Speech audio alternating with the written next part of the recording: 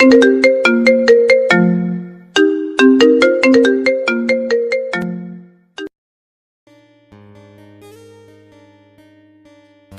নতুন নতুন ভালোবাসার গল্প পেতে আমাদের চ্যানেলটি সাবস্ক্রাইব করে বেল বাটনে ক্লিক করুন। এসএসসি পরীক্ষার রেজাল্ট পাওয়ার পর বাবার সাথে গন্ডগোল করে বাড়ি থেকে বেরিয়ে আসি। কারণ ছিল বাবা আমাকে আর পড়াবে না, কারণ আমি পড়াশোনাতে ভালো ছিলাম না, আর ছোট বোন পড়াশোনাতে ভালো ছিল, তাই ওকে পড়াবে। এজন্য বাবা আমাকে কাজ করার জন্য বলেছিল, কিন্তু আমার ইচ্ছা ছিল পড়াশোনা শেষ করব। তাই সেদিন বাড়ি থেকে বেরিয়ে আসি, অনেক দূরে চলে আসি, যাতে কেউ আমাকে খুঁজে না পায়। বাড়ি থেকে আসার সময় আমার প্রয়োজনীয় সব কাগজপত্র নিয়ে আসি, যাতে আমার পড়াশোনা চালিয়ে যেতে পারি। আমি খুলনাতে এসে একটা দোকানে কথা বলি আমাকে কাজে নেওয়ার জন্য। প্রথমে না কাজ দিলেও পরে সব শোনার পর তারা আমাকে কাজ দেয়। সারাদিন কাজ করলে আমাকে খেতে দিত আর 50 টাকা দিত। টাকাটা আমি জমিয়ে রাখতাম আর রাতে দোকানেই থাকতাম। এভাবে 1 বছর চলে যায়। 1 বছরে আমার হাতে বেশ টাকা জমা হয়। 1 বছর গ্যাপ দিয়ে আমি কলেজে ভর্তি হই। ইন্টারমিডিয়েট 1 বছর ক্লাস না করে পরীক্ষা দিই। রেজাল্ট মোটামুটি। আমার ইচ্ছা ছিল আমি ভালো একটা রেজাল্ট করব। আর 2 বছর দোকানে কাজ করে অনেক টাকা জমিয়ে রেখেছি। তাই ভাবলাম একটা ম্যাথস নিয়ে থাকি, তাহলে পড়াশোনা করতে পারবো, ক্লাস করতে পারবো, আর টিউশনি করে নিজের খরচ চালিয়ে নেব। ছাত্র হিসেবে খুব খারাপ না, আশা ছিল টিউশনি পাবো। প্রথমেই টিউশনি পেলাম ম্যাথস মালিক পাভেল কাকার ছোট মেয়ে, ক্লাস 1-এ পড়তো। সকালে ক্লাস করতাম, তারপর এসে দোকানে কাজ করতাম, তারপর বিকেলে নিজে প্রাইভেট পড়ে তন্নিকে পড়াতে যেতাম। তন্নিকে পড়ানোর কারণে ম্যাথস মালিক আমার থেকে টাকা নিতেন না। 6 মাস এভাবে চলছিল। তারপর আরও কয়েকটা টিউশনি করাতাম, যাতে আরও কিছু টাকা জমাতে পারি। এভাবেই অতিবাহিত হয়ে গেল 2 বছর। এখন আমি মোটামুটি বেশ সচ্ছল, বেশ কিছু টাকা জমিয়ে ফেলেছি। পড়াশোনা শেষ হলে নিজে একটা ব্যবসা শুরু করব। বাড়িতে ফিরে যাব না। খুব মনে পড়ে মা আর বোনের কথা, কিন্তু পাষাণ্ড বাবার কথা মনে হলে আর যেতে ইচ্ছে করে না। আজ তন্নির রেজাল্ট দিবে, তাই ওকে নিয়ে রেজাল্ট দেখতে গেলাম। রেজাল্ট দেখে কাঁদা শুরু করলো তন্নি।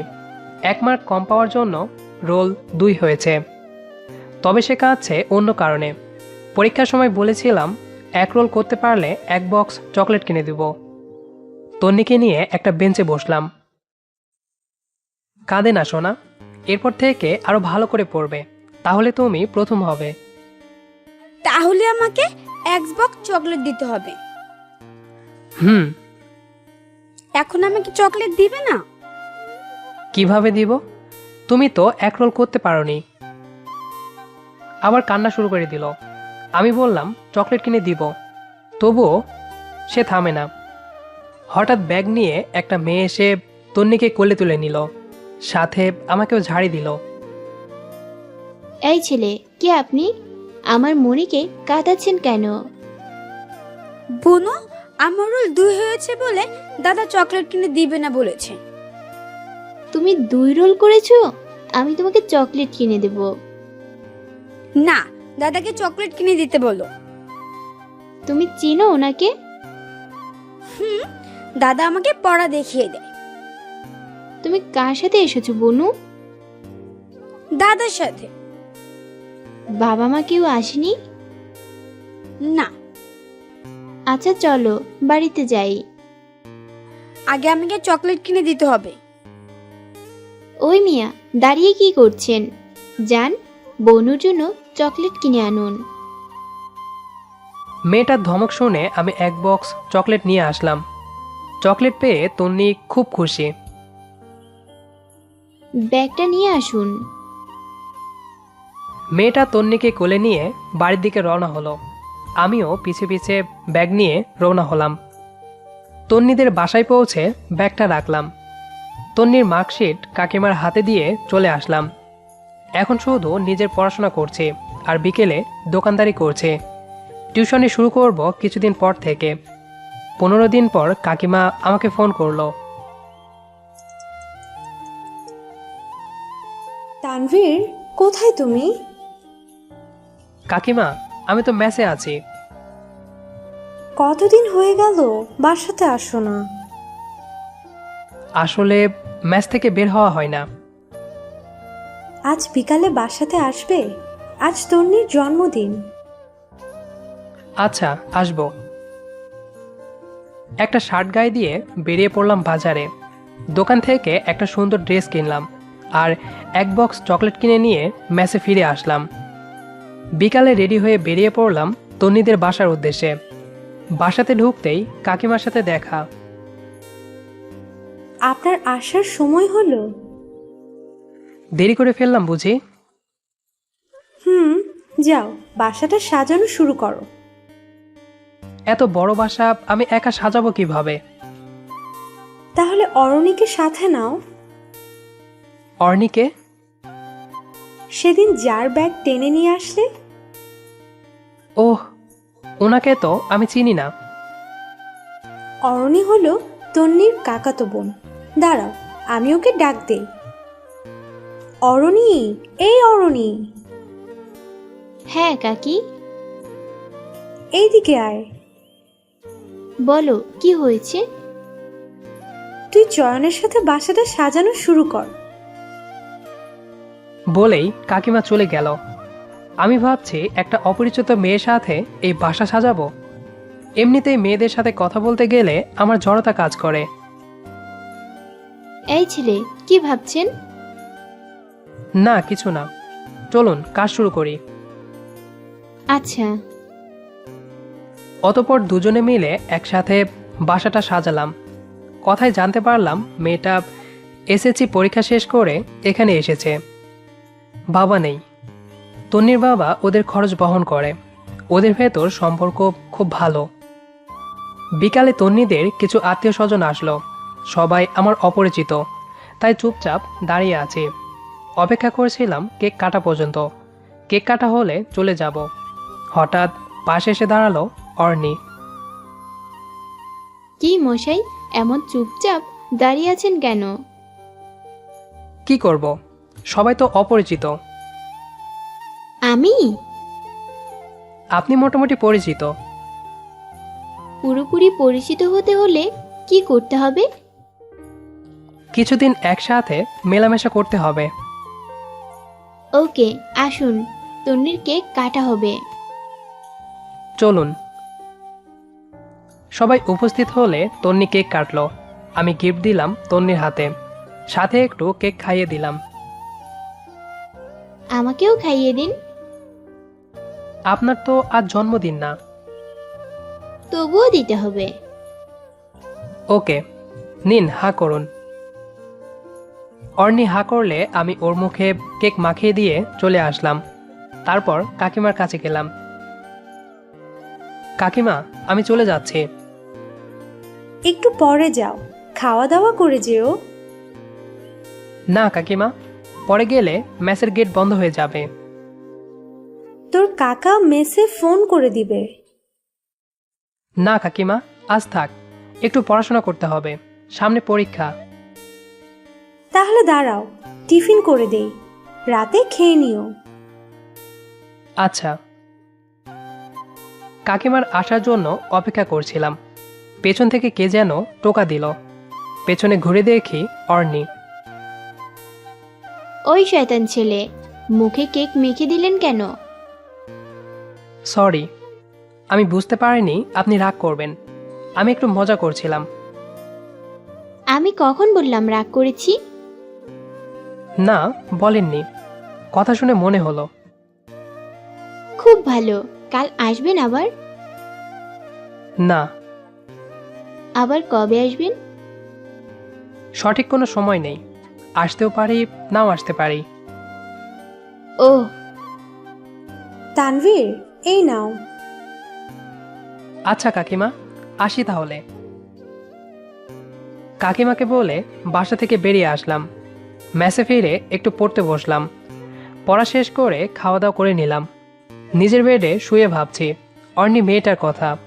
একদিনেই কেমন মায়াতে পড়ে গেছি, খুব মিশুক স্বভাবের। এইসব ভাবতে ভাবতে ঘুমিয়ে পড়লাম। সকালে ঘুম থেকে উঠে ম্যাচের সামনে ঘোরাঘুরি করছি। তন্নিকে ভেতরে আসতে দেখলাম। স্কুল ড্রেস পরে ব্যাগ ঘাড়ে করে আসছে। সোনামণি, তুমি এখানে? সাথে কেউ আসেনি? হ্যাঁ, দিদি এসেছে। তুমি চলো আমার সাথে। কোথায়? আমাকে স্কুলে দিয়ে আসবে। দিদি আছে তো তোমার সাথে। তাতে কি, তুমিও চলো। তুমি একটু দাঁড়াও, আমি আসছি। আচ্ছা। আমি রুমে এসে রেডি হলাম। তারপর তন্নিকে নিয়ে কলেজে গেলাম। তন্নি ওর ক্লাসে চলে গেল, আর অর্নি আমার সাথে দাঁড়িয়ে রইল। মহাশয় চলেন, আমরা একটু ঘুরে আসি। চলুন। আমরা দুজন সামনে হাঁটতে লাগলাম। আপনার বাড়ি কোথায়? আমার বাড়ি আছে, আবার নেই। মানে? আপনাকে বুঝতে হবে না। না, আমাকে বুঝিয়ে বলেন। ওকে। সবটা বললাম অর্নিকে। খুব কষ্ট করেছেন আপনি। সামনে অবশ্যই ভালো কিছু অপেক্ষা করছে আপনার জন্য। হয়তো। আচ্ছা, প্রেম টেম করেন? না, ওইসব নিয়ে ভাবার সময় নেই। সব সময় নিজের ক্যারিয়ার নিয়ে ভাবি। এত ভাবলে পাগল হয়ে যাবেন। হলে হব। আচ্ছা, নাম্বার পেতে পারি? কিন্তু কেন নাম্বার নেবেন সেটা বলতে হবে। বন্ধু হিসেবে। ওকে। অতপর নাম্বার আদান প্রদান করে আবার তন্নির স্কুলে চলে আসলাম। তন্নিকে নিয়ে ফিরে আসলাম। এরপর থেকে আমার আর অর্নির কথা বলা শুরু হয়। মাঝে মাঝেই অর্নি আসতো তন্নিদের বাসায়। আমরা দুজন তখন দেখা করতাম।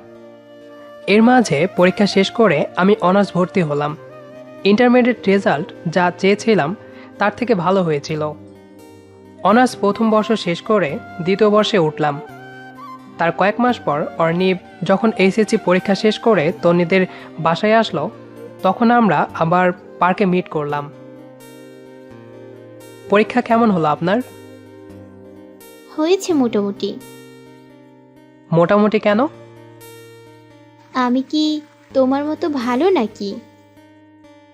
আমি বুঝি ভালো ছিলাম? চেষ্টা করেছি তাই ভালো হয়েছে। আমিও চেষ্টা করেছি। ভাবছি তোমার সাথে আর কখনো কথা বলবো না। কেন, কি হয়েছে? এত কথা বললে তোমার প্রেমে পড়ে যাব। পড়লে পড়বে, তাতে কি সমস্যা? তুমি তো ছোট, আমাকে ধরে রাখতে পারবে না। আগে পড়ো, তারপর দেখবা পারি কি না। এখন পড়বো? হুম। অর্নির পাশ থেকে উঠে ওর সামনে হাঁটু গেড়ে বসলাম। তারপর ওর পা আমার হাঁটুর উপর রেখে পায়েল পরিয়ে দিলাম। অনেক আগে থেকেই এসব ভেবে রেখেছিলাম।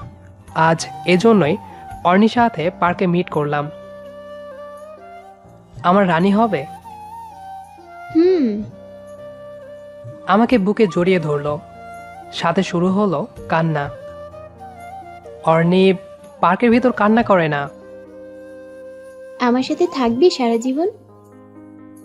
তুমি যদি চাও। আমি কখনো হারাতে চাই না তোমাকে। কথা দিলাম, কখনো হারাতে দিব না পাগলি। আমার পাগল। পাগলের পাগলি। শুরু হলো আমাদের প্রেম কাহিনী। কথা বলা, মাঝে মাঝে দেখা করা, এভাবেই চলছিল। কোনো রকম সমস্যা ছিল না আমার লাইফে। শুধু একটা অভাব ছিল, সেইটা আমার পরিবার।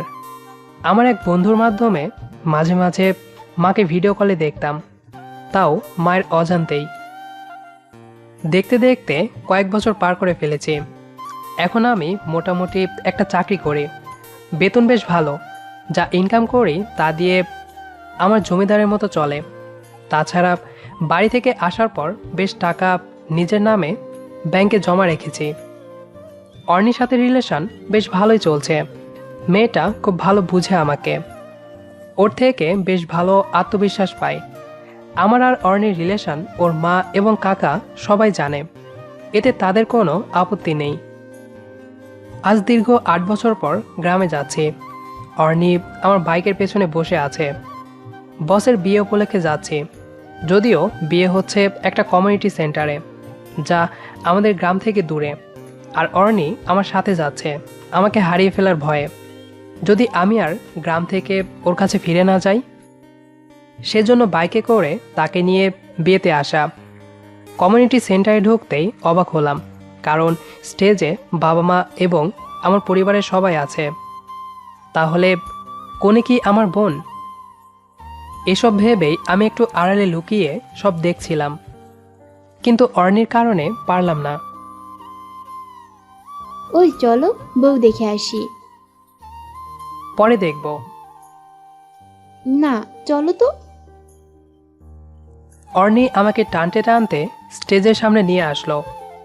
প্রথমেই মায়ের চোখে পড়লাম। পুরোপুরি চিনতে না পারলেও কিছুটা আন্দাজ করতে পেরেছে, এজন্য হয়তো আমার দিকে তাকিয়ে রয়েছে। অর্নি আমার বোন চয়নিকার সাথে কথা বলতে ব্যস্ত। আমি চুপচাপ দাঁড়িয়ে আছি।